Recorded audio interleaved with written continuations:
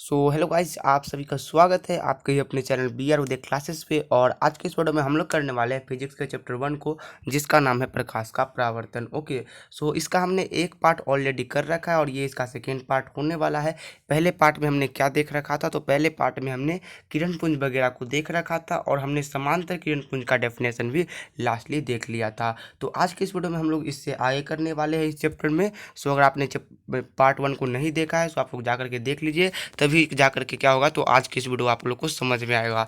आज के इस वीडियो में जो हम लोग सबसे पहले पढ़ने वाले वो पढ़ने वाले हैं प्रकाश का परावर्तन, जो कि इस चैप्टर का नाम भी है। ठीक है, प्रकाश के परावर्तन को हम लोग पढ़ना स्टार्ट करते हैं। तो प्रकाश का परावर्तन कुछ इस प्रकार है कि जब प्रकाश की किरणें किसी दर्पण या चमकदार तल से टकराकर वापस उसी माध्यम में लौट जाए तो इसी घटना को प्रकाश का परावर्तन कहते हैं। एक बार और आप लोग सुन लीजिए प्रकाश के परावर्तन का डेफिनेशन, कि जब प्रकाश की किरणें किसी दर्पण या चमकदार तल से टकराकर वापस उसी माध्यम में लौट जाए तो इसी घटना को प्रकाश का परावर्तन कहते हैं।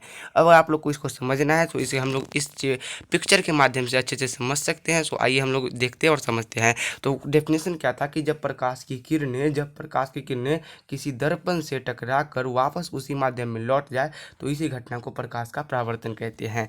यहाँ पे देखिए, जो ये ए है ना, ये प्रकाश की किरणें है और M1 और M2 क्या है, तो एक मिरर है यानी कि दर्पण है। ठीक है, और ये क्या हो रहा है, तो ए नाम का प्रकाश की किरण आ रहा है और M1 और ए नाम के दर्पण से टकराकर वापस उसी माध्यम में लौट जा रहा है।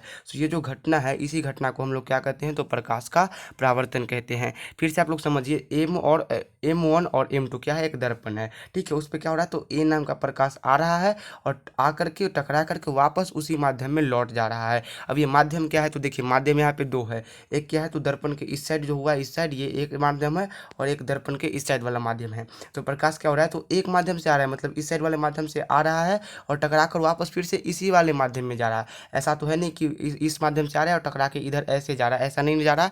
ये क्या हो रहा है, तो ये आप लोग को डेफिनेशन बोलते हुए इसको करना है।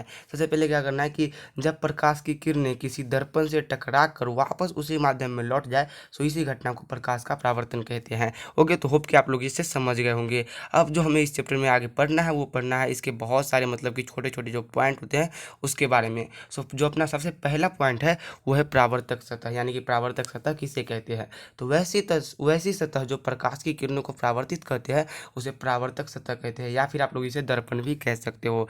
जैसे कि आप लोग इस चित्र में देखो, मैं आप लोग को दिखाता हूँ। जैसे कि देखिए, वैसा सतह जो प्रकाश की किरणों को परावर्तित करे, तो ये एक सतह है जो क्या कर रहा है, प्रकाश की किरणों को परावर्तित कर रहा है। तो इस सतह का नाम क्या है, तो इस सतह का नाम है परावर्तिक सतह, परावर्तक सतह, या इसे हम लोग दर्पण भी कह सकते हैं। तो वैसा सतह जो किसी दर्पण जो प्रकाशी किरणों को परावर्तित करने का काम करे उसको क्या कहते हैं, परावर्तिक सतह, परावर्तित सतह कहते हैं। ओके, और उसके बाद जो मतलब सेकेंडरी पढ़ना है वो पढ़ना है आपतित किरण, ये वाला पॉइंट है। तो आपतित किरण का डेफिनेशन कुछ इस प्रकार हो जाएगा कि परावर्तक सतह पर आकर पड़ने वाली किरण को क्या कहते हैं, आपतित किरण कहते हैं। अब यहाँ पे आप लोग चित्र में देखोगे तो ये देखो, सबसे पहले हमने क्या पढ़ रखा है, परावर्तक सतह। तो ये रहा परावर्तक सतह, ये M1 और M2 परावर्तक सतह है। अब इस पे क्या हो रहा है, तो ए नाम का ये किरण आकर पड़ रहा है। तो ये जो आकर पड़ रहा है किरण, इसी को हम लोग क्या कहते हैं, तो इसको हम लोग आपतित किरण कहते हैं। ओके, यानी कि परावर्तक सतह पर आकर पड़ने वाले किरण को आपतित किरण कहते हैं।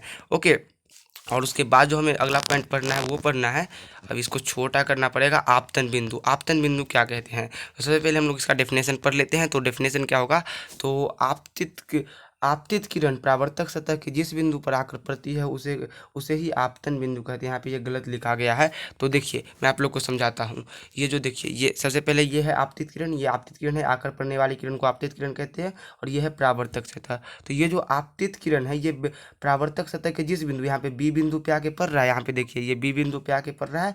ये जो बिंदु है इसी बिंदु को आपतन बिंदु कहते हैं। अगर मान लीजिए कि ये जो आपतित किरण होती वो कुछ ऐसे आती और इस बिंदु पे पड़ती, मान लीजिए, एक मिनट ये गलत हो गया, ऐसे आती और मान लीजिए इस बिंदु पे पड़ती, तो ये बिंदु क्या हो जाता, तो ये आपतन बिंदु हो जाता। वहीं मान लीजिए कि वो किरण ऐसे ना करके ऐसे आती, तो ये जो बिंदु होता ये हो जाता क्या, अपना आपतन बिंदु। ठीक है, तो होप कि आप लोग को ये आपतन बिंदु भी समझ में आ गया होगा। उसके बाद जो अपने हमें पढ़ना है इसमें, वो पढ़ना है अभिलंब। तो आपतन बिंदु पर डाला गया लंब क्या कहलाता है? अभिलंब। सबसे पहले तो आपको ये समझना होगा कि अभिलंब क्या होता है। तो लंब देखिए, कोई भी एक स्ट्रेट लाइन है, इस पे एक ऐसा मतलब ऐसा मतलब एक लाइन खींचेंगे जो क्या करेगा, तो इसके साथ 90 डिग्री का कोण बनाएगा, उसको हम लोग कहेंगे कि ये इस पे आके लंब पड़ गया है। जैसे कि ये रहा और ये एक डंडा हमने डाला और ये 90 डिग्री का कोण बना लिया, तो हम कहेंगे कि इस डंडे पे ये जो डंडा है ये लंब है। ठीक है, तो यहाँ पे क्या बोल रहा है कि आपतन बिंदु पर डाला गया लंब अभिलंब कहलाता है। हमने ये समझ लिया कि आपतन बिंदु क्या है, तो जिस बिंदु पे आके पड़ता है वो आपतन बिंदु है। अब उस पे यहाँ पे आप लोग देखोगे तो ये जो इन है, ये इस पे लंब डाला गया है, मतलब ये इसके साथ 90 डिग्री का कोण बना रहा है। तो ये जो लाइन है, ये पूरा ये इन वाला लाइन है ऐसे वाला, इसको हम लोग क्या कहेंगे, तो इसे हम लोग कहेंगे अभिलंब। ओके, और अभिलंब का बहुत ही मतलब मेन रोल है जब आप लोग प्रकाश के परावर्तन का नियम पढ़ोगे। उसके बाद जो है पढ़ना है परावर्तित किरण। तो दर्पण से परावर्तन के बाद जाने वाली किरण को परावर्तित किरण कहते हैं।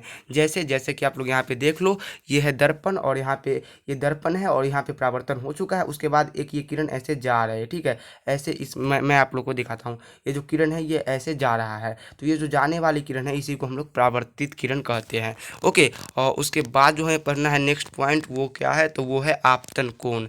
तो आपतन कोण का डेफिनेशन कुछ इस प्रकार हो जाएगा कि आपतित किरण और अभिलंब के बीच बने कोण को आपतन कोण कहते हैं और इसे आई से सूचित किया जाता है, मतलब आई से दिखाया जाता है। ठीक है, जैसे कि यहाँ पे देखिए, सबसे पहले हमने क्या कहा, जो लंब डाला जाता है वो अभिलंब है, मतलब कि ये क्या है, अभिलंब है, और ये क्या है, आपतित किरण है। ठीक है, और इसके बीच जो ये वाला कोण बन रहा है ना, ये दोनों के बीच, इस कोण को हम लोग आपतन कोण कहते हैं। और साथ ही मैं आप लोग को एक और चीज़ बता दूँ अभी ही, एक मिनट, ये क्या हो गया, सबसे पहले तो हमें इसे काटना होगा। ठीक है, तो ये जो हो मतलब आप लोग को मतलब ये आपने आपतन किरण समझ लिया, और वैसे ये अभिलंब है और ये परावर्तित किरण है। तो अभिलंब और परावर्तित किरण इन दोनों के बीच में जो कोण बनता है, मतलब कि ये वाला जो कोण बना है, इसको हम लोग परावर्तन कोण कहते हैं, जो कि यहाँ पे लिखा हुआ भी है। ठीक है, तो देखिए सबसे दो चीज़ यहाँ पे आप लोग को मेनली पढ़ना है, एक तो पढ़ना है आपतन कोण, तो आपतित किरण और अभिलंब के बीच बने कोण को आपतन कोण कहते हैं, वहीं परावर्तित किरण और अभिलंब के बीच बने कोण को परावर्तन कोण कहते हैं। आपतन कोण को हम लोग आई से दिखाते हैं, मतलब आई लिखा रहे तो हम लोग समझेंगे आपतन कोण, और परावर्तन कोण को हम लोग आर से दिखाते हैं, मतलब आर लिखा रहे तो हम लोग परावर्तन कोण समझेंगे। ओके, तो होप कि आप लोग ये दोनों समझ गए होंगे। यहाँ पे परावर्तन कोण भी लास्टली आप लोग को पढ़ना था, ये मैंने आप लोग को बिना डेफिनेशन के ही पढ़ा दिया। ठीक है, आप लोग इसे नोट कर लेना। और उसके बाद जो हमें पढ़ना है वो पढ़ना है प्रकाश के परावर्तन का नियम, जो कि बहुत ही VVI है, क्योंकि पता नहीं एग्जाम में ये कितनी बार, लगभग 5-6 बार पूछा जा चुका है कि प्रकाश के परावर्तन के कितने नियम होते हैं, ये नियम कौन कौन से हैं, इसे लिखिए। सो सबसे पहले तो आप लोग को ये समझ लेना है कि प्रकाश के परावर्तन के 2 नियम हैं। ये ऑब्जेक्टिव में कितने बार, बहुत बार मतलब क्वेश्चन बन चुका है कि प्रकाश के परावर्तन के कितने नियम हैं, तो आप लोग बोलोगे 2 नियम हैं, 2 नियम है। और वो 2 नियम कौन कौन है, तो दोनों नियम यहाँ पे लिखा हुआ है, हम लोग दोनों को पढ़ेंगे। तो सबसे पहला जो नियम है वो कहता है कि आपतित किरण, परावर्तित किरण और आपतन बिंदु से खींचा गया अभिलंब दोनों एक ही समतल तल पे होता है। तो देखिए, इसको समझाने के लिए मुझे मतलब कि बोर्ड वगैरह पे आना होगा, लेकिन यहाँ पे मैं आप लोग को समझाता हूँ। देखो, ये रहा आपतित किरण, ठीक है, और ये रहा परावर्तित किरण, और ये हम लोग दर्पण भी बना ही देते हैं। ठीक है, लगे लगे ये रहा दर्पण। उसके बाद यहाँ से आपतन बिंदु से खींचा गया लंब, यानी कि ये रहा विलंब, ये तीनों क्या रहता है, तो एक ही समतल तल पे रहता है।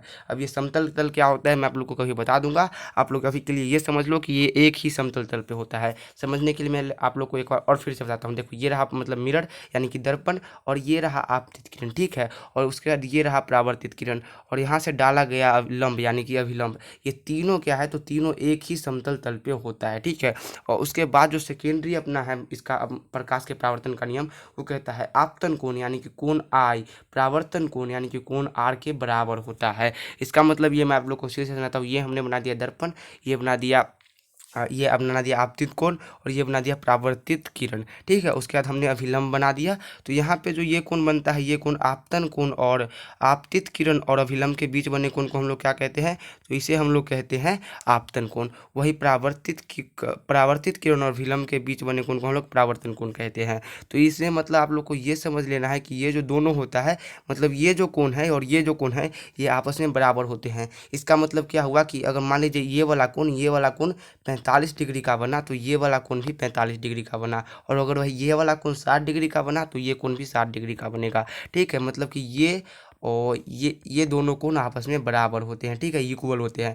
अगर ये 90 का बना तो ये 90 का बनेगा, ये 0 का बना तो ये 0 का बनेगा, ये 100 का बना ये भी 100 का बनेगा। मतलब जितना डिग्री का कोण ये बनेगा उतना डिग्री का कोण ये भी बनाएगा, ठीक है। तो यही दो नियम थे प्रकाश के परावर्तन के। तो आज की इस वीडियो में हम लोग इतना ही रहने देते हैं इस क्लास को, ठीक है। सो अगले वीडियो में हम लोग देखेंगे आगे के जो भी टॉपिक्स है, बहुत कम ही टॉपिक्स बचा है, सो इसे हम लोग कवर कर लेंगे।